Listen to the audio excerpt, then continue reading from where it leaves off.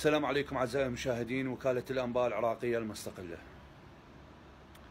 يمي ولد شاب محترم، يعني راح ينقل لكم صوته وأتمنى بين تسمعوه. كرار الله يسعدك. الله يحفظك. شلونك؟ الحمد لله على السلامة حبيبي. الله يسلمك. رحم الله والديك. ما تشوف مكروه إن شاء الله. لا رحم الله والديك. عادي تصير هي هواي شغلات تصير. كرار أنت ابن تيسير العراقية. اي نعم للأسف. اللي مرة طلعت وياي بلقاء. نعم. احنا شفنا لك فيديو بين انت صالحت والامور رجعت طبيعيه. الكاميرا لك وسولف، وطبعا اعزائي المشاهدين حق الرد مكفول لكل الاطراف. نعم. صراحه استاذ انا راح احكي الموضوع على الحقيقه، هذا اللي اثر علي بصوره فوق ما تتصور، اثر علي بسلبيه كبيره هواي. بصراحه انا بعد ما تبريت من والدتي انه انا يعني اعلنت قدام العالم انه انا ما لي دخل بيها، ما لي اي شيء يعني يخصها ما يخصني، هي كفيله بنفسها.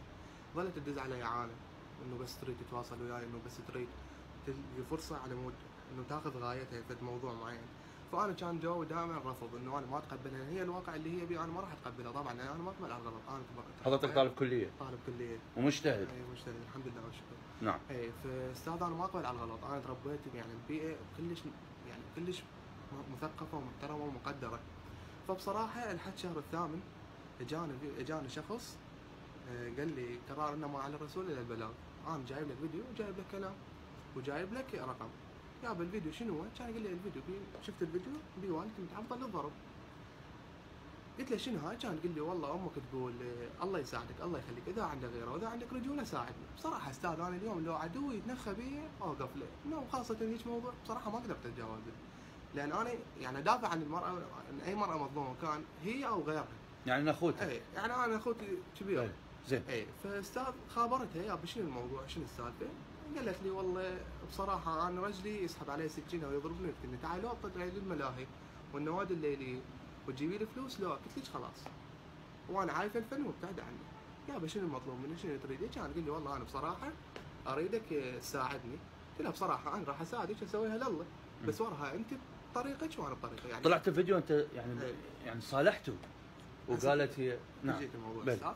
فقلت لها انت بطريقك وانا بطريقي، يعني انت بشفه وانا بشفه. انا بصراحه الواقع اللي انت بيه انا ما اتقبله، مستحيل اتقبله. زين. اي فقالت لي رغم هذا الحكي، احنا رغم احنا بيناتنا صار دعاوي وتهديدات ومشاكل وكل شيء، وانا رغم انه انت قبلت تساعدني فانا راح اوعدك وعد انه اعوف كل شيء، اعوف الفن واعوف اي شيء تمام على مودك.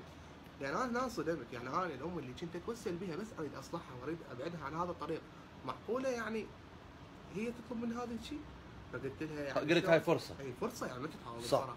كان يقول لي وانا اعيش وياك ويعني واسكن وياك. قلت له بصراحه ما راح اسكنك وياي، راح افاتح اهلي شو الموضوع، اتكفل لك انه ما حد ياذيك وما حد يوصل لك بس هي بشرط تعوف كل شيء. بشرط تعوف كل شيء ومصرفك كل شيء علي. من على ما اشوف انت تشتغل وتطير. نعم. من على ما اشوف صدق صارت المراه المقدره والمحترمه والمثقفه ولها تقديرها، لا ذاك الوقت اعيش وياها واكون سندها طبعا. لا اشوفها يعني اصلحها للطريق الصحيح، لان تمام. ما من الممكن احد يعاتبني لان انا اصلح امه. صح. اي ف وراها انه احنا انا 21 سنه ما شايفها، انا عمري 21 سنه حطوا 22 سنه ما شايفها ولا اتذكر شكلها. ويعني هاي المره الاولى تشوف